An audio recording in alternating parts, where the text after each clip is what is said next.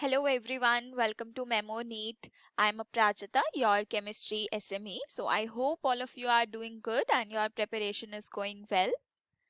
All right, so I hope you people have watched the last two lectures on the solutions. If not yet, please go and watch the first two lectures that I have made and uploaded on this chapter solutions. And this is the last lecture we are taking for this chapter. Okay. So in the last class, I started about the colligative properties, right? And I gave you one task as well to solve the in-text questions. Okay, I hope you have solved those in-text questions, students. If you are facing any issues, I told you to do one thing, just comment in the comment section here that ma'am, I'm not able to understand this question. Okay, so what we will do, we will make the video lecture, or I will explain that question to you in the video lecture only, so then it would be clear for you to understand. Okay, but for that you need to tell me that ma'am, this question is not clear. So the question number 2.1 to 2.7 in text question I gave you to solve. Okay, so please let me know in the comment section of the last lecture or this lecture only if you are not able to solve any one of them. Okay, because these are numerical problems, like I told you in the last session. The more you practice, the more clear your concepts would be. So please go and practice these questions. Okay, those who have not done it, please do it now. Okay, so in the last session, students, we talked about the differences between ideal and non-ideal solutions and then colligative properties. So you remember कि colligative properties are the ones. Let me just have a quick recap of what we did.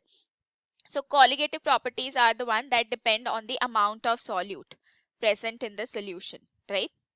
And then we discussed ki how we can find out the molar mass of the solute using colligative properties. Molar mass of solute, that we took as M2. So we did two expressions, right? How we can calculate the molar mass of solute using the two colligative properties. What were the two properties that we did? Can you recall? So we did the relative lowering in vapor pressure, and apart from that, what did we do? We did elevation and boiling point. Okay, so these two properties, colligative properties, we have covered, and we have seen ki how we can calculate the value of M2, which is molar mass of the solute, from these expressions. Now today we are going to study the other two properties, that is the depression in freezing point. Okay, and then I'll be taking osmotic pressure.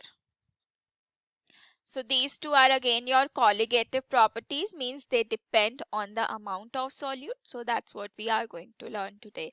And after that, there is a very small topic, abnormal molar masses, but it's very important because you can get numerical based out of that as well. Okay. So see, for this chapter, mainly numerical part, you have to focus on that, and for that you need to have good calculation skills, and that will come if you practice. Okay.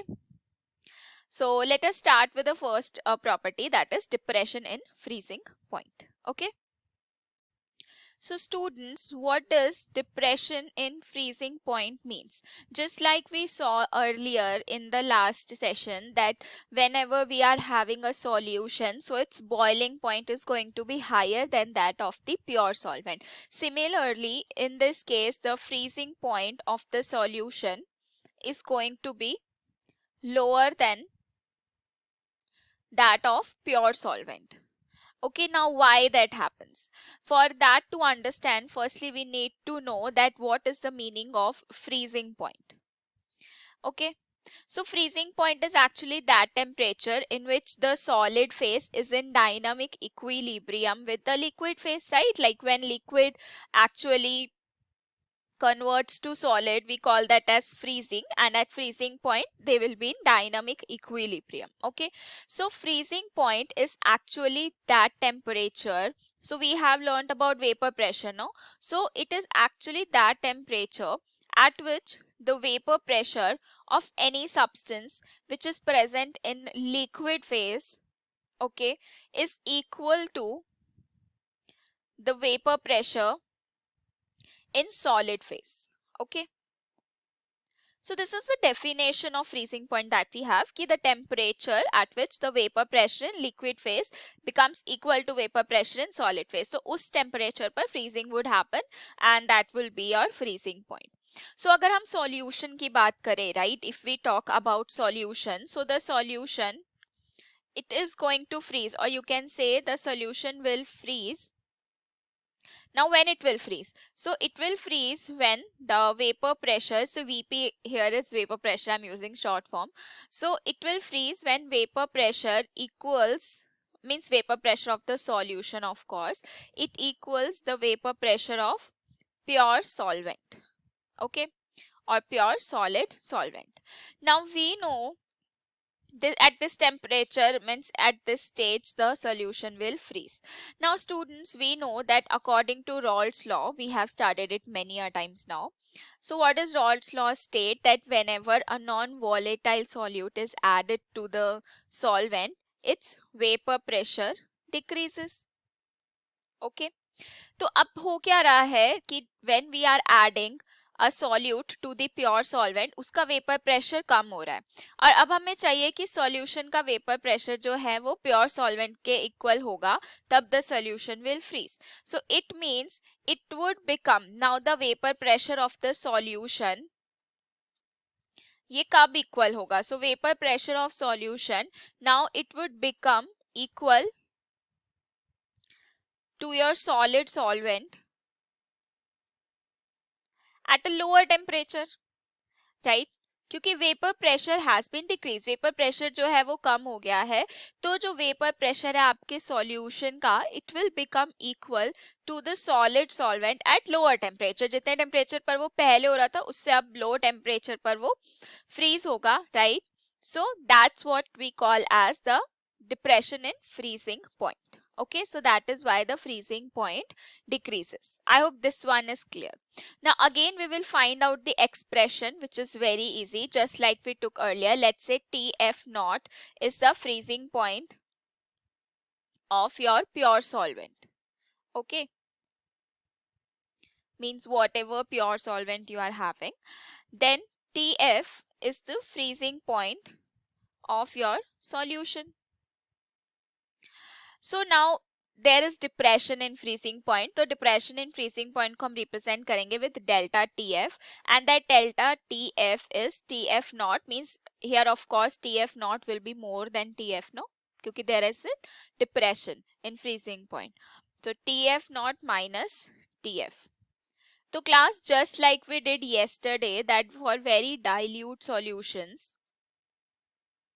what will happen, this is experimentally determined कि जो depression in freezing point है, it will be directly proportional to the molality or the molar concentration of the solute, like of the solution. Fine. So if I remove this proportionality sign, it will what will we get? We will get Kf into M. So this is the expression. Now again this Kf is the freezing point depression constant, right?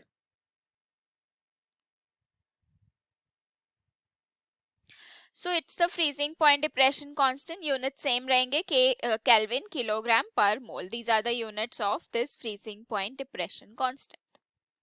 Alright, now the same thing, we need to relate it to the number of solute. So what is the form, like expression for molality?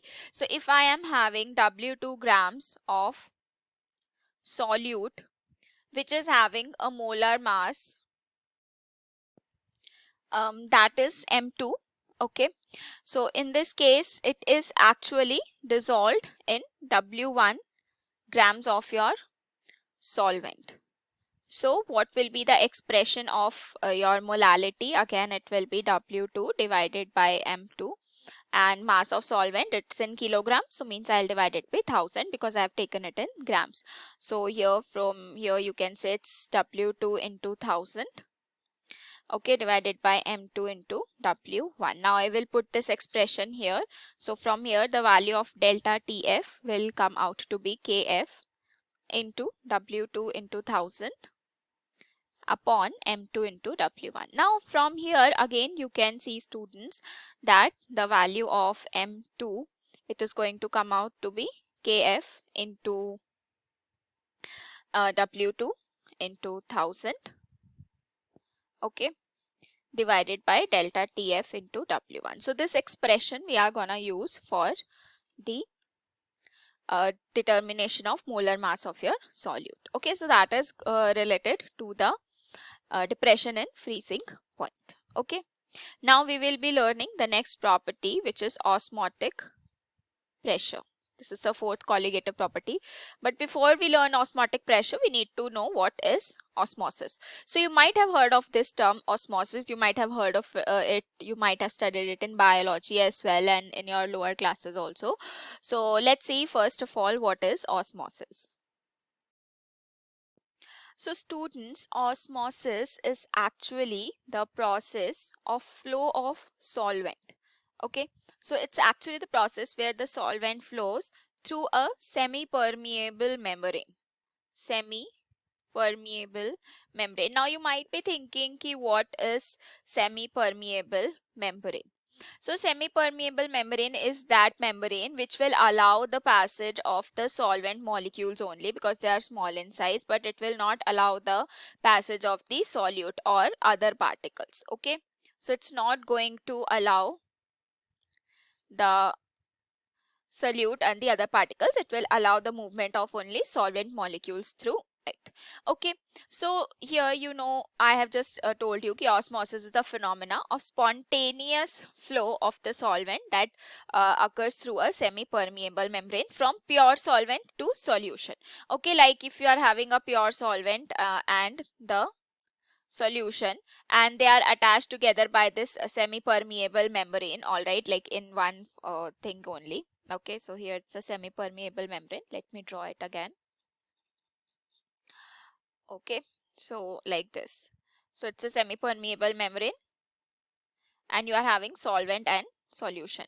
So you know that the concentration of like the amount of water is more in the case of solvent. So the solvent particles will start to move from solvent and they will move to the solution. Okay, so through this semi-permeable membrane, and this is known as osmosis. Okay, so there are like many natural semi-permeable membranes like animal bladder, cell membrane you might have studied in biology. It's a semi-permeable membrane, okay? So it does not allow the passage of all the particles in and out. Then cellulose acetate is actually an artificial semi-permeable membrane which does not work in aqueous solution because it gets dissolved in it. Alright. So here can you see students, these are your sugar molecules. So here the water molecule motion happens. Now you can see that the water has moved to this side, okay, to the solution side through the semi-permeable membrane. So this is your osmosis. Now what is osmotic pressure?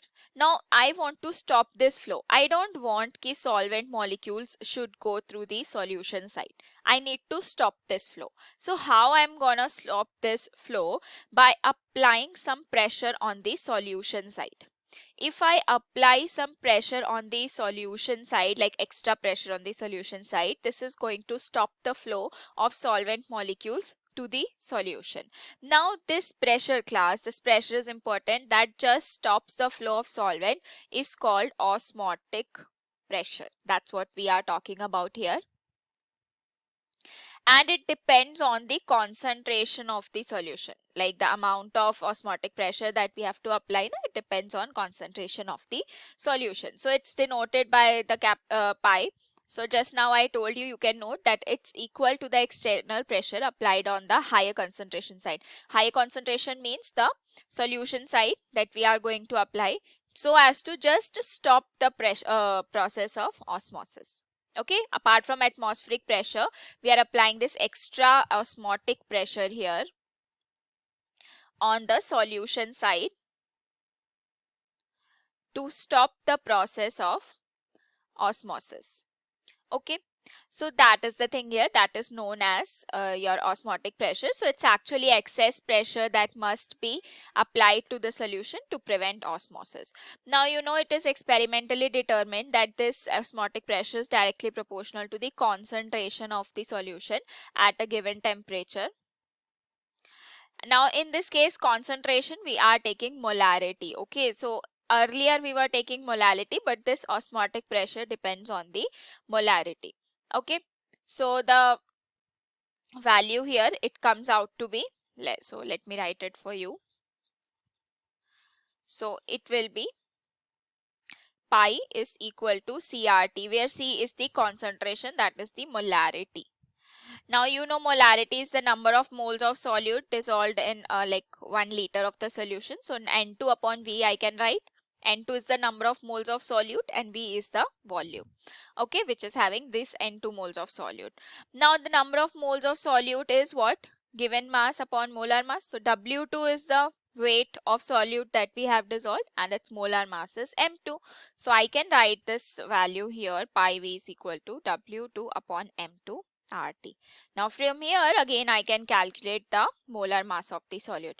And you know students that this molar mass of the solute is calculated mainly like it can be calculated from other colligative properties, but it's easy to calculate from osmotic pressure, because osmotic pressure determination takes place at room temperature, and in this case we are having molarity instead of molality, so that's easy to calculate as well.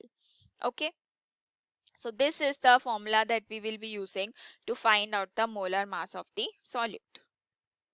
Okay, now then we have different kinds of solutions on the basis of osmotic pressure. Right, osmotic pressure ke basis pe we have categorized them as three. Firstly, try to understand what is isotonic solution. So isotonic solution will be the one which have same osmotic pressure.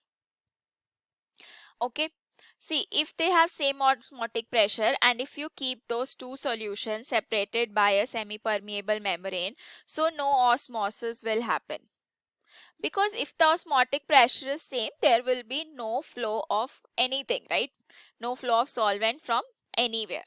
So no osmosis will happen. Like you know, the pressure that is inside our like this pressure that is there inside the fluid of the blood, it is equivalent to 0.9% solution of pure NaCl. Okay, so that's why it's like advisable to inject also. You can inject it, but now if your cells, okay, if your cells, they are placed in a solution having more than 0.9% NaCl, means अगर इसकी concentration हम बढ़ा दें 0.9% से ज्यादा कर दें, right, तो what will happen, there will be, अब ज्यादा कंसंट्रेशन है यहाँ पर और सेल के अंदर कंसंट्रेशन कम है आपके सॉल्यूट की, तो you know that the water will always move towards the higher concentration of solute, so the water will come out of the cell and the cell will shrink. Okay, so this kind of solution, if its osmotic pressure is higher than that of solution, so that is known as hypertonic. So in this case we'll say it's an hypertonic solution. Similarly, agar if it is less than 0.9%, अगर हम cell को less than 0.9% में रखते हैं, so the movement of water will be from the solution towards the cell. In this case, the cell will swell up. Okay, so we call it as a hypotonic solution.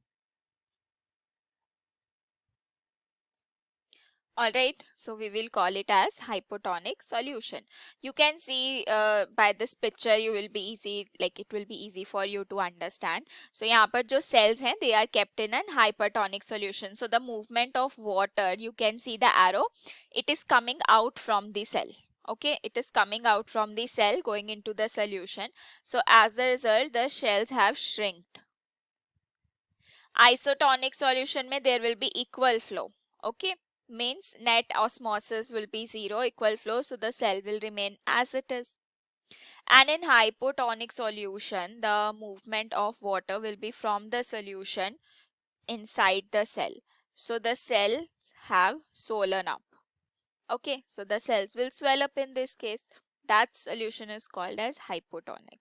So like these kind of questions are also asked in your exam, okay students? So keep that in mind about the hypertonic, hypotonic and isotonic solutions and about the osmotic pressure. Okay.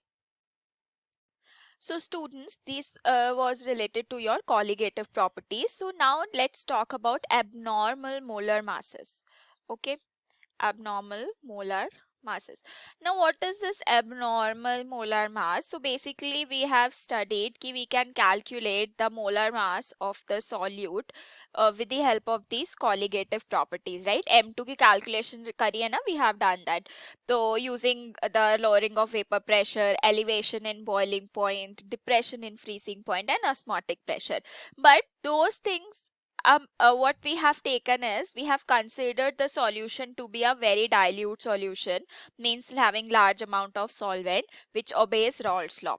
Plus we have considered that there will be no association or dissociation of solute. Now this is something very important. Class, it's not like कि when you are adding solute in a particular solvent, it will remain as it is. Is it going to happen? क्या solute as it is रहता है? No, right? Let's take an example of KCl. If I put it in water, means KCl aqueous solution में, it will ionize, or not just KCl, any ionic compound, it will give you K plus and Cl minus ions. Okay. So this is dissociation. Now if you put this solute here, okay, in the water, so what has happened here? Dissociation has happened here. Okay. So basically earlier there was 1 mole of solute. Now if I don't consider any interionic attraction, so there will be 2 moles of solute. So what I want to explain you here is कि whenever the solute will dissociate, what will happen? The number of solute particles are increasing. Okay, and you know that your colligative property depend on number of solute particles. Now instead of 1 mole I have, let's say, 2 mole of solute particles. So the value of colligative properties, what it would be? It would increase now. So the value of colligative property is going to increase, and you know the colligative property is inversely proportional to the molar mass. So in that case, whatever experimentally you are determining the molar mass, it is going to decrease. So in the case of dissociation, the calculated value of the molar mass or the experimentally determined value of molar mass would be less than the original molar mass because the number of particles have increased. Okay, now it can also happen कि the solute molecules or particles they associate. You know what happens if we are taking acetic acid in benzene? Okay, so benzene is a solvent having low dielectric constant. It usually happens in that case. So in this case, the acetic acid, which is CH3COOH, right? This is one molecule of acetic acid. It dimerizes. Means in benzene, what will happen? Hydrogen bonding will happen. Okay, like this and like this. So hydrogen bonding will happen, students. Let me show you how. And here you can see this. Okay. So instead of one molecule, now these 2 molecules will behave as one species only. Okay. So it has associated here. Now because of association, the number of particles have reduced. The number of solute particles are less now. Okay, if they are less now, what will happen? The value of the colligative property will decrease, right? Because the number of particles are less, so of course colligative property depends on this now. So the value of colligative property decreases, and instead the molar mass would increase because it's inversely proportional now. So whatever you are experimentally determining, in this you will get more molar mass than what is the actual value. So these values that we are getting in association and dissociation of solute particles, the less or more number of molar masses, the less or more values of molar masses, this we call as abnormal molar mass. Okay. So in this case, to study this molar mass, there was a scientist or chemist, you can say, Van 't Hoff. He actually gave us a factor I, which we call as Van 't Hoff factor. Okay. Now what is this Van 't Hoff factor? It actually helps us in the calculation of colligative properties, जहाँ पर association and dissociation is happening. Okay. So how we can calculate the value of I? Let's see. So students, here you can see the value of I can be calculated as, so it will be normal molar mass divided by abnormal molar mass that we have experimentally determined, okay, or observed colligative property divided by the calculated colligative property that I have told you, it will also increase or decrease, or we can calculate it using number of moles of particles which are after dissociation and total number of moles of particles which are present before association or dissociation. So that will be your Van 't Hoff factor. Okay, it's easy to calculate. Like I'll give you an example. Like in KCl, the particles after dissociation are 2 moles and before dissociation it's 1 mole. So the value of Van 't Hoff factor for like KCl thing, it will be after dissociation it's 2 and before dissociation is 1. So the value of I in that case would be 2. Now for acetic acid in benzene, what will be the value? After dissociation I have got 1 molecule, alright, and earlier it was 2 now, like here 2 molecules were there, 2 number of moles let's say were there before association, and after they have become 1 they have dimerized. Okay, so in that case the Van 't Hoff factor will become 0.5. Okay, so the Van 't Hoff factor for acetic acid in benzene would be 0.5. So this Van 't Hoff factor will now change the values of your colligative properties. Like now we are using this, so it's elevation in boiling point. Earlier it was kbm, right? So now it will be I into kb into m. Similarly, delta tf would be I into kf into m. The osmotic pressure pi will be I into c into r into t. Okay, that lowering in vapor pressure delta p naught upon p, like whatever it was, so it will be I into n2 upon n1 plus n2. Means basically on all the cases the Van 't Hoff factor is going to be multiplied. Okay, so that will give you the corrected value of the colligative property according to the association or dissociation, and I have also told you how to calculate this I. So for like whatever reactions are given, again you will get some numerical part from this also, which will include I. Van 't Hoff factor, don't ignore it ki this is not an important topic. No students, I am saying it is important. You can get questions from this as well, so we are not going to ignore it. Okay, that's why I have covered it. So again, I would like to say, if there is any doubt, please do ask us. Okay, go through the Telegram channel, there you can connect with me directly and ask your doubts. Okay, or else you can put your comments here and we will see it and we will cater to your doubts. Okay, so with this our solution chapter is complete for your Brahmastra part test 2. I want you people to cover all the in-text questions of the NCERT along with it. Okay, so the NCERT in-text questions you have to do. This is what I'm telling, apart from watching this video lecture, what you have to do. NCERT in-text question, the PYQs, and for PYQs you can refer our NTA PYQ book. Alright, so PYQs are very important to solve. You will get an idea key from these topics how much questions have been asked and what kind of questions have been asked. Okay, then you can go through our application. There you will find the PYQs also. You will find a line by line NCERT. So there you can read the NCERT line by line and solve the questions simultaneously. And other high level questions are there, the HCQs are there, which are actually high level concept based questions, so that you can solve. So we have a lot of study material for all of you.